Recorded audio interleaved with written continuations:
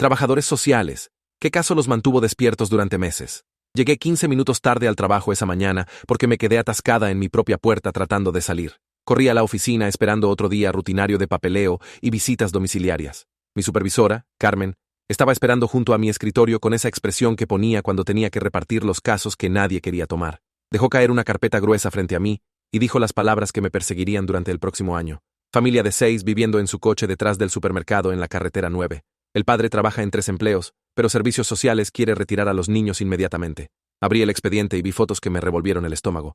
6 niños de edades entre 2 y 14 años. Todos apiñados en una furgoneta destartalada con bolsas de basura llenas de ropa y una nevera portátil que servía como refrigerador. El informe de admisión decía que habían estado viviendo así durante 8 meses después de perder su apartamento, cuando el padre, Roberto García, se había lesionado en su trabajo de construcción y perdió 2 meses de trabajo. A pesar de trabajar como guardia de seguridad nocturno, jardinero los fines de semana y lavaplatos de madrugada, no pudo ponerse al día con el alquiler atrasado. La familia había sido desalojada en enero, y ahora era septiembre. Lo que hizo temblar mis manos fue el sello rojo en la parte superior del expediente. Retiro inmediato recomendado por negligencia y puesta en peligro. La trabajadora social que había hecho la evaluación inicial había escrito en letras mayúsculas que ningún niño debería vivir en un vehículo, independientemente de las circunstancias, y que el horario de trabajo del señor García dejaba a los niños sin supervisión durante periodos peligrosos. Conduje hasta el estacionamiento del supermercado, esperando encontrar lo que todo trabajador social teme: niños sucios, padres que se habían rendido, una situación que claramente justificara separar a la familia. En cambio, encontré algo que sacudiría todo lo que pensaba que sabía sobre el sistema. La furgoneta estaba limpia por dentro, organizada con precisión militar. Los sacos de dormir estaban enrollados y apilados, la ropa doblada en pilas ordenadas. Los niños hacían tareas en una mesa de picnic que Roberto había logrado de alguna manera convencer al supermercado de dejarle instalar cerca. La hija mayor, Patricia, ayudaba a los pequeños con matemáticas mientras simultáneamente vigilaba al niño pequeño. Cuando Roberto me vio acercarme, su rostro se puso pálido, pero caminó hacia mí con los hombros rectos y la cabeza en alto. Estaba delgado, exhausto, llevando una camisa de uniforme de su trabajo de seguridad, pero me miró a los ojos cuando habló. Señora, sé por qué está aquí, sé cómo se ve esto, pero mis hijos están alimentados, están limpios, van a la escuela todos los días y son amados. No me voy a rendir con ellos. Su voz se quebró en las últimas palabras, pero no apartó la mirada. Pedí hablar con cada niño individualmente, protocolo estándar, esperando encontrar niños traumatizados o enojados por su situación. En cambio, encontré una familia que había convertido la supervivencia en una forma de arte. Cada niño tenía responsabilidades específicas. Los mayores ayudaban a los menores. Tenían un sistema para todo, desde la hora del baño usando el baño, hasta lavar la ropa en la lavandería 2 veces por semana. Lo que más me impresionó fue cómo hablaban de su papá, no con la aceptación resignada que usualmente escuchaba de niños en situaciones difíciles, sino con genuino respeto y amor. Andrés, de 10 años, me dijo que su papá era la persona más trabajadora que conocía, y que conseguirían un apartamento pronto porque papá estaba ahorrando dinero de los 3 trabajos. Sofía, de 8 años, dijo que su papá les leía cuentos cada noche antes de dormir y los ayudaba con las tareas, incluso cuando estaba cansado del trabajo. Cuando pregunté si se sentían seguros, todos dijeron sí inmediatamente sin dudar. Se sentían más seguros con su papá en el coche que en algunos lugares donde habían estado antes. Pero entonces Lucía, de 12 años, me llevó aparte y susurró algo que lo cambió todo. Dijo que había un hombre que los había estado observando por las noches, sentado en una camioneta roja al otro lado del estacionamiento. Había estado allí durante una semana, siempre después del anochecer, solo observando su furgoneta. Su papá no lo sabía porque estaba en su trabajo de seguridad, pero Lucía se quedaba despierta haciendo guardia mientras los otros dormían. Describió al hombre como de mediana edad con barba y dijo que a veces se bajaba de su camioneta y caminaba más cerca para mirar su instalación. Mi sangre se heló cuando me di cuenta de que esta familia no era vulnerable solo por su situación de vivienda. Estaban expuestos a depredadores que veían a los niños sin hogar como blancos fáciles. Pasé 3 horas con la familia y todo lo que vi contradecía lo que decía el papeleo. Sí, vivían en un coche, lo cual técnicamente era vivienda inadecuada. Sí, Roberto estaba fuera trabajando mucho, pero Patricia era madura y responsable, y los niños nunca estaban realmente solos porque se quedaban cerca de negocios donde la gente los conocía. Los empleados del supermercado los cuidaban. El gerente les dejaba usar el baño y a veces les daba comida gratis. El dueño de la lavandería los dejaba cargar sus teléfonos y hacer tareas en sus mesas. Esta no era una familia que había sido abandonada por el sistema.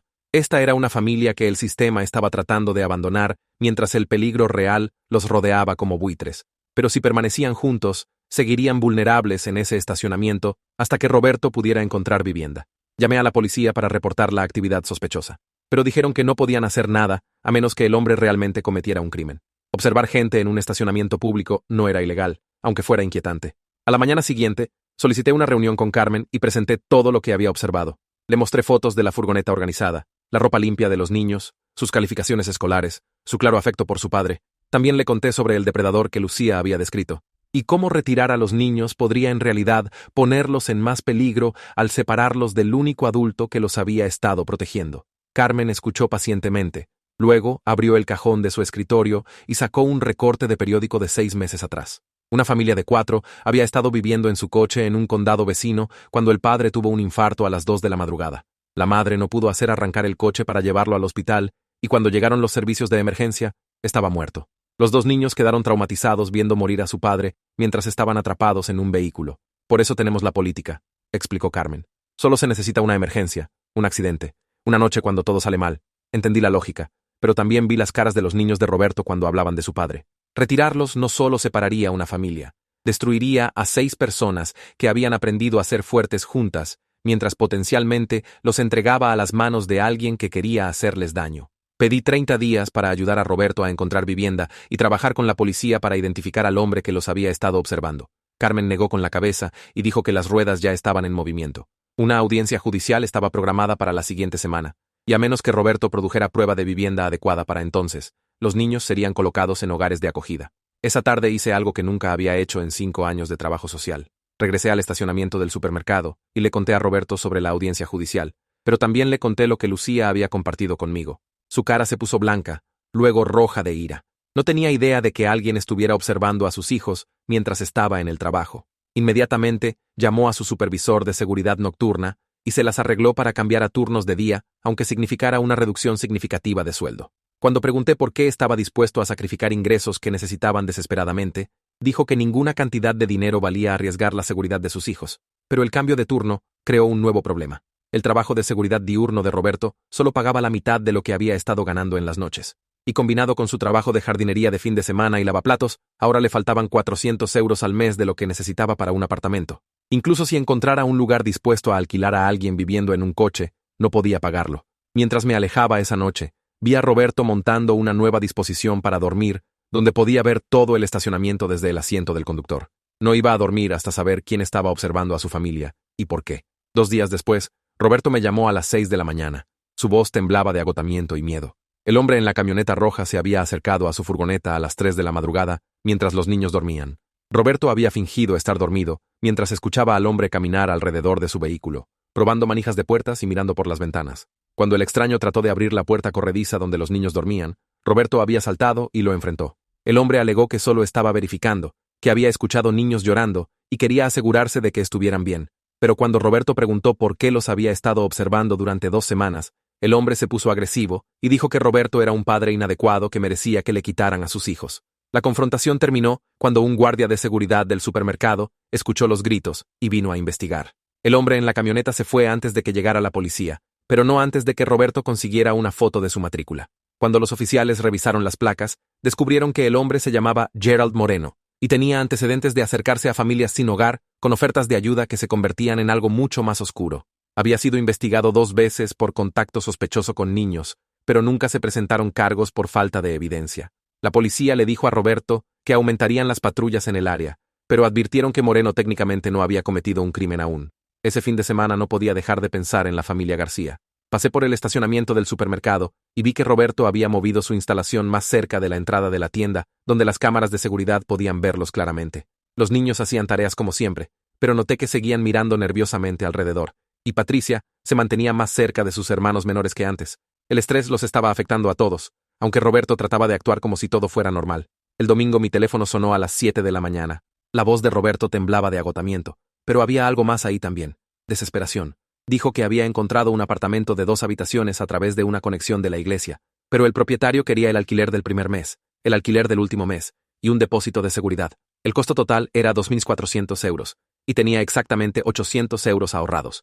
Ya había solicitado asistencia habitacional de emergencia, pero la lista de espera era de 3 meses. Las organizaciones de caridad que había llamado se habían quedado sin fondos. Tenía 4 días para conseguir 1.600 euros o perder a sus hijos. Y ahora, con Gerald Moreno acechándolos, quedarse en el estacionamiento se estaba volviendo más peligroso cada noche. La policía había arrestado a Moreno la noche anterior por embriaguez pública, pero sería liberado en horas. Colgué el teléfono y miré el saldo de mi cuenta bancaria. Tenía 2.100 euros en ahorros, dinero que había estado guardando para unas vacaciones que nunca parecía tomar. Cada instinto profesional que tenía me decía que no me involucrara personalmente, que no cruzara la línea entre trabajadora social y cliente. Pero también sabía que Roberto García era mejor padre que la mitad de los hombres cuyos hijos había dejado en sus casas porque cumplían los requisitos técnicos para vivienda adecuada. Más importante, sabía que si estos niños iban a hogares de acogida mientras Moreno aún estaba libre, no había garantía de que el sistema pudiera protegerlos de un depredador que ya había mostrado interés peligroso en su familia. El lunes por la mañana entré a la audiencia de Roberto con mi recomendación oficial de que los niños permanecieran con su padre mientras aseguraba vivienda adecuada dentro de una semana. La jueza, la honorable Patricia Ruiz, revisó mi informe e hizo preguntas específicas sobre la situación de vivienda de la familia. Cuando describí la organización dentro de la furgoneta, el rendimiento académico de los niños, su estabilidad emocional y su claro vínculo con su padre, vi su expresión suavizarse ligeramente. Pero cuando mencioné a Gerald Moreno y la investigación policial en curso, su cara se endureció con preocupación. Preguntó por qué estaba recomendando que los niños permanecieran en una situación donde un depredador conocido tenía acceso a ellos. Expliqué que separar a la familia dispersaría a los niños entre diferentes hogares de acogida por todo el condado, haciendo imposible proporcionar protección coordinada. Roberto había demostrado que podía mantener seguros a sus hijos cuando estaba con ellos. El problema era su horario de trabajo, que ya había ajustado para priorizar su seguridad sobre los ingresos. La jueza Ruiz preguntó si tenía algún plan concreto para abordar la crisis habitacional que había creado toda esta situación. Fue entonces cuando tomé la decisión que salvaría a esta familia o terminaría mi carrera. Le dije al tribunal que Roberto había identificado vivienda adecuada y que creía que los obstáculos financieros podían superarse con apoyo comunitario. Cuando el fiscal del condado pidió detalles, dije que se estaban haciendo arreglos a través de organizaciones benéficas locales y comunidades religiosas. No era exactamente una mentira, pero tampoco era exactamente la verdad. Estaba apostando todo a mi capacidad de hacer que esos arreglos sucedieran en las próximas horas. La jueza Ruiz se veía escéptica, pero accedió a suspender la audiencia hasta las 2 de la tarde para darme tiempo de presentar evidencia concreta de arreglos habitacionales. Durante el receso, encontré a Roberto en el pasillo con la cabeza entre las manos, Patricia frotando su hombro, mientras los otros niños se sentaban quietos en sillas demasiado grandes para ellos. Fue entonces cuando tomé la decisión que salvaría a esta familia o destruiría mi carrera. Caminé hacia Roberto y le entregué un sobre con 1.600 euros en efectivo y la dirección del apartamento que había encontrado. Sus ojos se agrandaron y comenzó a protestar, pero lo interrumpí. Le dije que fuera a firmar el contrato de alquiler ahora mismo, trajera de vuelta el acuerdo firmado y salvara a su familia. Miró el dinero como si pudiera desaparecer, luego miró a sus hijos y de vuelta a mí. Le pagaré cada centavo, susurró. No me importa el dinero, dije. Me importan ellos. Roberto salió corriendo del juzgado mientras yo me senté con sus hijos, mi corazón latiendo tan fuerte que pensé que todos podían oírlo. Acababa de violar todos los límites profesionales que me habían enseñado, potencialmente comprometer un procedimiento legal, y posiblemente entregar 1.600 euros a alguien que conocía desde hacía menos de una semana. Patricia me miró con esos ojos viejos y sabios que los niños desarrollan cuando han sido forzados a crecer demasiado rápido. Señor Fernández, dijo en voz baja, ¿se va a meter en problemas por ayudarnos? No sabía cómo responder esa pregunta honestamente, así que solo le dije que a veces los adultos tienen que tomar decisiones difíciles para proteger a los niños, y eso era lo que su padre había estado haciendo todo el tiempo. Pero pasaron 40 minutos, luego una hora, y Roberto aún no había regresado. Comencé a entrar en pánico, preguntándome si acababa de ser estafada por alguien que había desaparecido con mis ahorros. Lucía notó mi creciente ansiedad y susurró que su papá nunca los abandonaría, que debía estar teniendo problemas con el papeleo o el propietario. Justo cuando el tribunal estaba a punto de reconvenir, Roberto irrumpió por las puertas del juzgado con un contrato de alquiler firmado y lágrimas corriendo por su cara. Cuando se reanudó la audiencia, entregó los documentos a la jueza Ruiz, quien los examinó cuidadosamente y confirmó que la familia ahora tenía vivienda adecuada desde hoy. La jueza Ruiz me miró con una pregunta en los ojos sobre cómo había sucedido esto tan rápido, pero legalmente no importaba. Los niños podían permanecer con su padre mientras mantuviera vivienda adecuada. Sin embargo, no había terminado con el caso. Ordenó que Roberto y su familia fueran reubicados a su nuevo apartamento, inmediatamente con escolta policial, para asegurar que Gerald Moreno no pudiera seguirlos. También mandó visitas semanales durante 6 meses, para asegurar la estabilidad de la familia, con el caso a cerrarse, si no surgían problemas. Mientras salíamos del juzgado, los hijos de Roberto lo rodearon en un abrazo grupal que hizo que cada persona en el pasillo se detuviera y mirara. Esa noche, ayudé a Roberto a mudar a su familia del estacionamiento del supermercado a su nuevo apartamento. Mientras cargábamos sus pertenencias de la furgoneta, Noté la camioneta roja de Gerald Moreno, estacionada en el extremo del estacionamiento, motor encendido. Roberto también lo vio, y su mandíbula se tensó, pero se concentró en llevar a sus hijos con seguridad al edificio. La escolta policial esperó hasta que habíamos movido todo adentro, y luego nos siguió para asegurar que Moreno no nos siguiera a la nueva dirección. Mientras veía a los niños explorar su nuevo hogar, tocando paredes y accionando interruptores como si fueran magia, sentí una mezcla de alivio y terror por lo que había hecho. 3 días después, Carmen me llamó a su oficina con expresión preocupada. Alguien había reportado haberme visto dar dinero a un cliente, y había preguntas sobre mi conducta profesional. Se me cayó el estómago mientras explicaba que el condado estaba lanzando una investigación sobre posibles violaciones éticas. Podía ser suspendida pendiente del resultado, y si las alegaciones se probaban, podría perder mi licencia permanentemente. Pregunté quién me había reportado, y dijo que fue alguien que había estado en el juzgado durante la audiencia. Mientras caminaba de vuelta a mi escritorio, me pregunté si salvar una familia había valido potencialmente terminar mi capacidad de ayudar a otras. Pero entonces el caso tomó un giro que nadie esperaba. Gerald Moreno había sido arrestado nuevamente, esta vez por irrumpir en un refugio para personas sin hogar e intentar agredir a una familia con niños pequeños. Durante su interrogatorio, la policía descubrió que había estado acechando múltiples familias sin hogar en 3 condados, apuntando a padres solteros con niños que no tenían dirección permanente. Había usado su vulnerabilidad y desesperación para ganar su confianza, ofreciendo ayuda con comida y dinero antes de intentar abusar de sus hijos. La familia García había sido sus próximas víctimas pretendidas, y mi intervención probablemente había prevenido un crimen horrible. La investigación tomó 3 semanas, durante las cuales fui puesta en licencia administrativa, y tuve que reunirme con abogados y jefes de departamento para explicar mis acciones. Les conté todo honestamente. Expliqué por qué creía que Roberto García era un buen padre en una situación imposible, por qué el sistema estaba fallando a su familia y por qué elegí ayudar cuando nadie más lo haría.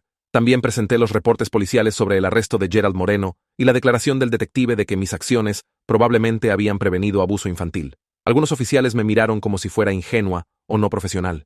Otros parecían entender, pero estaban limitados por regulaciones que no permitían excepciones, ni siquiera compasivas. Durante mi suspensión, sucedió algo inesperado. Roberto había comenzado a pagarme de vuelta 10 euros a la vez, dinero que claramente no podía permitirse, pero insistía en enviar con notas escritas a mano, agradeciéndome por creer en su familia. Pero el 5.º sobre contenía más que solo dinero. Incluía un recorte de periódico sobre la condena de Gerald Moreno por múltiples cargos de poner en peligro a menores e intento de agresión. El artículo mencionaba que su arresto había evitado que apuntara a otras familias sin hogar y citó a un detective diciendo que la cooperación de servicios sociales había sido crucial para proteger víctimas potenciales. Patricia me había escrito una carta describiendo su nuevo apartamento, cómo se sentía tener sus propias camas nuevamente, cómo sus hermanitos dormían mejor ahora que se sentían seguros. Pero también escribió sobre algo más. Dijo que su papá lloró cada noche durante una semana, no de tristeza, sino de alivio y gratitud. Dijo que habían comenzado una tradición familiar de decir una oración por mí antes de la cena cada noche, agradeciendo a Dios por enviar a alguien que se preocupaba más por su familia que por seguir reglas. Leyendo su carta, supe que había tomado la decisión correcta, incluso si me costaba todo. La audiencia para determinar mi destino fue programada para un mes después, y pasé las semanas previas preparando mi defensa y actualizando mi currículum en caso de necesitar encontrar una nueva carrera. Mi abogado dijo que el condado estaba dividido. Algunos oficiales querían que fuera despedida como ejemplo para otros trabajadores que podrían considerar doblar las reglas. Otros sintieron que mis acciones, aunque inapropiadas, habían resultado en un resultado positivo para una familia que merecía ayuda y habían potencialmente prevenido crímenes serios contra niños. El caso había atraído atención de grupos de defensa locales que apoyaban la preservación familiar sobre la adherencia al sistema. Estaban presionando al condado para mostrar clemencia. El día de la audiencia, entré a la sala de conferencias esperando enfrentar un panel de administradores listos para terminar mi carrera. En cambio, encontré a Roberto García sentado en la mesa de testigos, llevando la misma camisa y corbata que había usado en el tribunal, con una carpeta gruesa de documentos frente a él. Había pedido hablar en mi nombre y había traído registros de empleo mostrando que había conseguido un cuarto trabajo de medio tiempo para pagar el dinero más rápido. También había traído boletas de calificaciones mostrando que los 6 de sus hijos habían mejorado sus notas desde mudarse a vivienda estable y cartas de maestros elogiando la resistencia de la familia y el liderazgo de Patricia con sus hermanos. Pero el testimonio más poderoso vino de una fuente inesperada. El detective Ramón Silva, quien había liderado la investigación sobre Gerald Moreno, había pedido dirigirse al panel. Explicó que Moreno había estado apuntando a familias sin hogar específicamente porque eran vulnerables y aisladas de sistemas de apoyo. Cuando los niños vivían en coches o refugios temporales, eran presa fácil para depredadores, que sabían que sus familias estaban desesperadas y no serían creídas si reportaban abuso. Al mantener junta a la familia García y ayudarlos a asegurar vivienda estable, Había interrumpido el patrón de Moreno y probablemente salvé a otros niños de convertirse en víctimas. Cuando Roberto se puso de pie para hablar, su voz era firme y clara. Dijo que había mostrado a su familia más compasión y entendimiento en una semana de lo que el sistema les había mostrado en 8 meses de crisis. Dijo que no solo les había dado dinero, les había dado esperanza, dignidad y la oportunidad de permanecer juntos cuando todo estaba diseñado para separarlos. Dijo que había visto a sus hijos como seres humanos individuales con valor y potencial, no como estadísticas o violaciones de políticas. Más importante, dijo que había reconocido que a veces proteger niños significa quebrar reglas que los ponen en más peligro que los problemas que esas reglas fueron diseñadas para resolver. El panel deliberó durante 2 horas mientras me senté en el pasillo con Roberto y sus hijos, quienes habían faltado a la escuela para venir a apoyarme en la audiencia.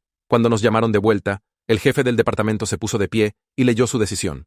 Recibiría una reprimenda formal por violar límites profesionales y sería requerida de asistir a entrenamiento adicional sobre ética y cumplimiento de protocolos. Sin embargo, dado el resultado positivo para la familia y el papel que mis acciones jugaron en prevenir crímenes contra niños, no perdería mi trabajo o mi licencia. Notaron que aunque mis métodos fueron inapropiados, mi juicio al reconocer una familia estable en crisis había sido sólido y estaban implementando cambios de políticas para proporcionar más flexibilidad en situaciones similares. Pero la historia no terminó ahí. 6 meses después, recibí una llamada del FBI. El caso de Gerald Moreno había llevado a una investigación más amplia sobre una red de depredadores que específicamente apuntaban a familias sin hogar. Mi expediente del caso sobre la familia García se había convertido en evidencia crucial para entender cómo operaban estos depredadores e identificar otras víctimas potenciales. El agente preguntó si estaría dispuesta a testificar sobre lo que había observado y cómo las políticas actuales del sistema a veces hacían a familias vulnerables aún más accesibles para depredadores. Un año después, fui invitada a hablar en una conferencia nacional sobre políticas de bienestar infantil. Compartí la historia de la familia García y las lecciones que me había enseñado sobre la diferencia entre seguir reglas y proteger niños. Roberto y sus hijos estaban en la audiencia, todos saludables y prósperos. Roberto había sido promovido a tiempo completo en su trabajo de seguridad y había dejado sus otras posiciones. Los 6 niños estaban sobresaliendo en la escuela y habían formado amistades en su vecindario. Habían sido removidos del registro de riesgo y cerrados como caso exitoso. Después de mi presentación, una joven trabajadora social se me acercó con lágrimas en los ojos. Dijo que estaba enfrentando una situación similar con una familia viviendo en su coche, y su supervisor la estaba presionando para recomendar retiro. Preguntó qué consejo le daría. Le dije lo mismo que había aprendido de la familia García, que la parte más importante del trabajo social no es seguir reglas. Es reconocer cuando las reglas están fallando a las personas que se supone deben proteger y tener el valor de elegir compasión sobre cumplimiento cuando el futuro de una familia está en juego. A veces, el sistema necesita a alguien dispuesto a recordar que las políticas existen para proteger gente, no al revés.